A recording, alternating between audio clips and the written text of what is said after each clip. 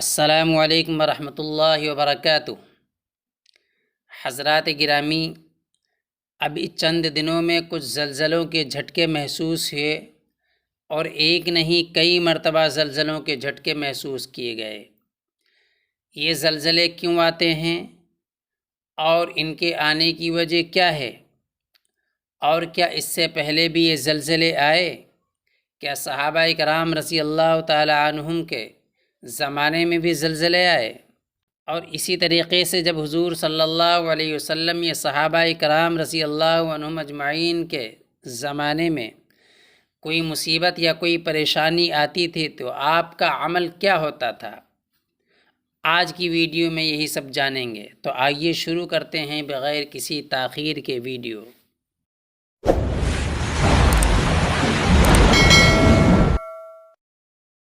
زلزلوں کی تاریخ کافی پرانی ہے۔ صحابہ کرام رضی اللہ تعالی عنہم کے زمانے میں بھی زلزلے آئے۔ چنانچہ 20 ہجری میں حضرت عمر رضی اللہ تعالی عنہ کے زمانے میں بھی یہ زلزلہ آیا، جس کو انہوں نے اس طرح روکا کہ زمین پر ایڑی ماری اور فرمایا، زمین تو کیوں ہلتی ہے؟ کیا عمر نے تیرے اوپر عدل اور انصاف قائم نہیں کیا؟ حضرت عمر رضی اللہ تعالیٰ عنہ یہ کہتے ہیں اور زمین کا زلزلہ رک جاتا ہے۔ پھر 59 ہجری میں بھی زلزلہ آیا اور یہ زلزلہ 40 دن تک آتا رہا۔ اندازہ کریں کہ 40 دن تک زلزلہ آئے تو کیا عالم ہوگا۔ ایک شہر تھا انطاکیہ اور پورا کا پورا شہر ہی زمین کی ہستی سے ختم ہو گیا۔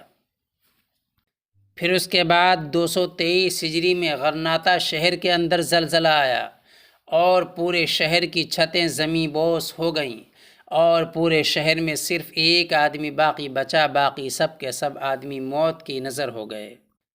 238 ہجری میں ایک جگہ پر پتھروں کی بارش ہوئی اور ایسی مصیبت آئی کہ موصل شہر کے اندر 1.5 لاکھ آدمی موت کے منہ میں چلے گئے۔ پھر 241 ہجری میں بھی زلزلہ آیا جس میں تقریباً 25,000 آدمی فوت ہوئے۔ 245 ہجری میں ایک بستی پر آسمان سے سفید اور سیاہ پتھروں کی بارش برسا دی گئی۔ 319 ہجری میں ایک قافلہ حج کے لیے چلا اور راستہ بھول گیا۔ قافلے کے لوگ کہتے ہیں کہ راستہ بھول کے ہم ایک ایسی بستی میں گئے جہاں کے سب لوگ ہمیں پتھر سے بنے ہوئے ملے۔ انسان بھی پتھر، حیوان بھی پتھر، مرد بھی پتھر، عورتیں بھی پتھر، یہاں تک کہ تندور پر روٹی لگاتی ہوئی ایک عورت وہ بھی پتھر بن گئی اور جو روٹی اس نے لگائی اس کو بھی پتھر بنا ہوا دیکھا۔ پوری بستی پر اللہ تعالیٰ کا ایسا عذاب آیا کہ ساری کی ساری چیزیں پتھر بن گئیں۔ 1917 میں ہندوستان میں زلزلہ آیا۔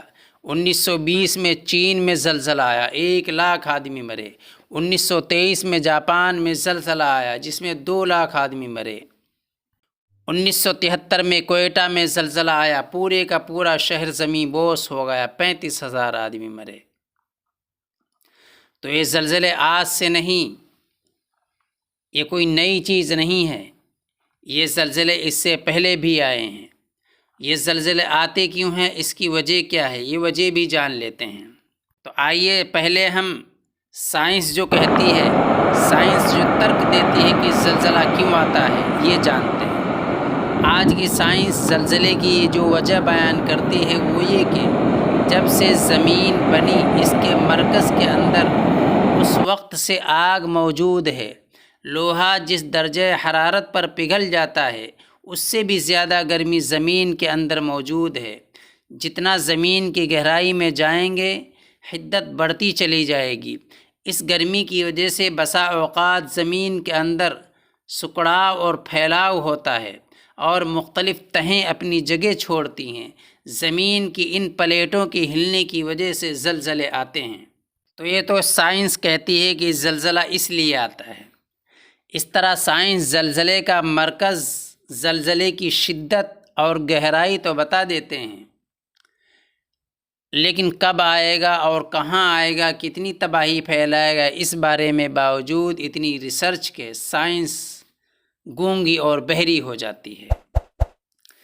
اللہ تعالیٰ نے قرآن کریم میں فرمایا، قُلْ إِنَّمَا الْعِلْمُ عِنْدَ اللَّهِ وَإِنَّمَا أَنَا نَذِيرٌ مُبِينٌ، کہہ دو کہ صرف اس کا علم تو فقط اللہ ہی کے پاس ہے، میں تو صرف ڈرانے والا ہوں۔ اب سوال یہ پیدا ہوتا ہے کہ زمین کے کس حصے کی پلیٹیں ہلتی ہیں اور کب ہلتی ہیں؟ یہ پلیٹیں کبھی کبھی ہی کیوں ہلتی ہیں، روز کیوں نہیں ہلتی؟ یہ کوئی اندھا قانون ہے جو ان کو ہلاتا ہے؟ ان سوالوں کا جواب ہمیں شریعت دیتی ہے۔ زلزلہ کیوں آتا ہے یہ ہم کو شریعت بتاتی ہے۔ سائنس اور ٹیکنالوجی ایک تھیوری پر قائم ہے، ایک اندازے پر قائم ہے، ان کی پختہ اور یقینی بات نہیں ہوتی۔ شرعی بات اور شریعت کی بات یقینی ہوتی ہے اور مضبوط ہوتی ہے اور حق اور سچ ہوتی ہے۔ شریعت یہ کہتی ہے کہ طبعی اسباب اللہ تعالیٰ کے حکم کے تحت ہیں۔ اللہ تعالیٰ بندوں سے خوش ہوں تو اسباب بندے کے موافق ہو جاتے ہیں، اور اگر اللہ تعالیٰ ناراض ہوں تو اسباب بھی ناموافق ہو جاتے ہیں۔ بسا اوقات کسی جگہ کے لوگوں کے اعمال خراب ہوتے ہیں تو اللہ تعالیٰ کو ناراض کر لیتے ہیں۔ اللہ تعالیٰ اپنے ان بندوں کی تنبیہ کے لیے اور انہیں مزہ چکھانے کے لیے زمین کو حکم دیتے ہیں کہ تھوڑا ان کو جھٹکا دو۔ زمین ان کو جھٹکے دیتی ہے، زمین ان کو اتنے جھٹکے دیتی ہے کہ پریشان ہو جاتے ہیں، مر جاتے ہیں، ان کے نقصانات ہو جاتے ہیں جانی اور مالی۔ یا سائنس کی زبان میں یوں کہنا چاہیے کہ جب اللہ تعالیٰ بندوں سے خوش ہوتے ہیں تو جغرافیائی اور ماحولیاتی پیرامیٹرز کو بندوں کے موافق بنا دیتے ہیں، اور جب ناراض ہوتے ہیں تو پیرامیٹرز میں ایسی تبدیلی آتی ہے کہ لوگ آفات میں جکڑ جاتے ہیں۔ اللہ رب العزت نے قرآن کریم میں ارشاد فرمایا فَكُلًّا أَخَذْنَا بِذَنبِهِ، فرمایا سو ان سب کو پکڑا ہم نے ان کے گناہوں کے سبب، سو ان میں سے کچھ ایسے بھی تھے کہ بھیجی ہم نے ان پر پتھروں کی بارش، پتھروں کی ہوا، اور کچھ ایسے بھی تھے کہ انہیں ایک زبردست دھماکے نے آ لیا، اور کچھ ایسے تھے کہ دھسا دیا انہیں ہم نے زمین میں، اور کچھ ایسے بھی تھے جنہیں غرق کر دیا۔ اور اللہ نہیں ظلم کرتا بلکہ وہ خود ہی اپنے آپ پر ظلم کرتے ہیں۔ اور ایک جگہ ارشاد فرمایا وَإِذَا أَرَدْنَا أَن نُهْلِكَ، فرمایا جب ہم ارادہ کرتے ہیں کہ کسی بستی کو ہلاک کرنے کا، حکم کرتے ہیں کہ اس کے خوشحال لوگوں کو سو نافرمانیاں کرتے ہیں، پس پھر ہماری بات ان کے بارے میں حق ہوتی ہے اور پھر ہم ان کو برباد کر کے رکھ دیتے ہیں۔ تو ہمیں ان سب باتوں سے پتہ چلا کہ زمین پر جو زلزلہ آتا ہے وہ ہماری گناہوں کی نحوست کی وجہ سے آتا ہے۔ چنانچہ نبی صلی اللہ علیہ وسلم ایک مرتبہ احد پہاڑ پر موجود ہیں۔ یہ جو پہاڑ ہے جس کے بارے میں نبی صلی اللہ علیہ وسلم نے فرمایا احد ایسا پہاڑ ہے کہ یہ ہم سے محبت کرتا ہے اور ہم اس پہاڑ سے محبت کرتے ہیں۔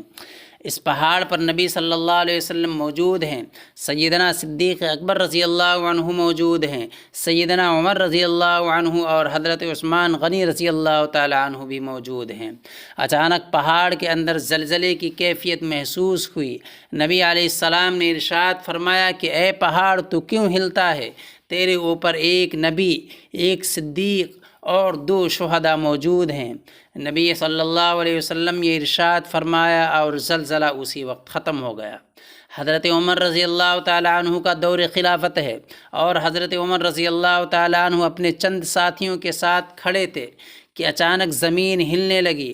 آپ نے زمین پر اپنا پاؤں مارا اور کہا کہ اے زمین تو کیوں ہلتی ہے؟ کیا عمر نے تیرے اوپر انصاف قائم نہیں کیا؟ بس پھر کیا تھا، زلزلہ فوراً بند ہوا۔ تو معلوم ہوا کہ جب نیک لوگ ہوں تو طبعی طور پر بھی زلزلے آئیں گے تو روک دیے جائیں گے، اور جب گناہ بڑھ جائے گا، گنہگار بڑھ جائیں گے، پھر اللہ تعالیٰ کے حکم سے زلزلے آئیں گے اور بندوں کو اپنی اوقات یاد دلائیں گے۔ تو یقیناً برائیاں ہوتی ہیں، گناہ ہوتے ہیں، جن کے اثرات یہ ہوتے ہیں کہ دنیا کے اندر عذاب نازل ہوتا ہے۔ وہ عذاب کبھی پانی کی شکل میں آتا ہے، کبھی زلزلے کی شکل میں آتا ہے، مختلف صورتوں میں عذاب نازل ہوتا ہے۔ حضرت عائشہ صدیقہ رضی اللہ تعالی عنہا سے کسی نے پوچھا ام المؤمنین زلزلے کیوں آتے ہیں؟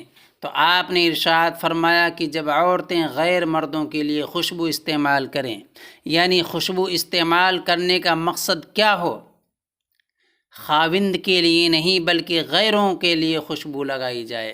عورت اپنے شوہر کے لیے نہیں، غیر مردوں کے لیے سجے، غیر مردوں کے لیے خوشبو کا استعمال کرے، غیر مردوں کے لیے وہ زیب و زینت اختیار کرے۔ شادی کی تقریب ہے، اسکول کی تقریب ہے، بازار خریداری کے لیے جانا ہے، غیر مردوں کی نیت سے عورتیں اپنے جسم پر خوشبو لگائیں گی۔ تو ایک تو وجہ یہ ہے زلزلہ آنے کی۔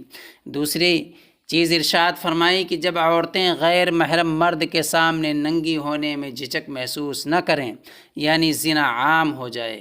اور تیسرا یہ فرمایا کہ جب شراب اور موسیقی عام ہو جائے تو یہ وہ گناہ ہیں جن کی وجہ سے تم زلزلوں کی توقع رکھنا، زلزلوں کی توقع رکھنا کہ جب یہ گناہ ہو جائیں تو زلزلے آئیں گے، مصیبتیں آئیں گی۔ اب ہمارے سماج میں موسیقی عام ہو گئی، زنا عام ہو گیا ہے، اور اسی طریقے سے بہت سی برائیاں عام ہو گئی ہیں جن کی وجہ سے یہ ساری چیزیں ہمارے اوپر عذاب کی شکل میں نازل ہوتی ہیں۔ اللہ تعالیٰ سے دعا ہے کہ اللہ تعالیٰ ہم سب کی حفاظت فرمائے۔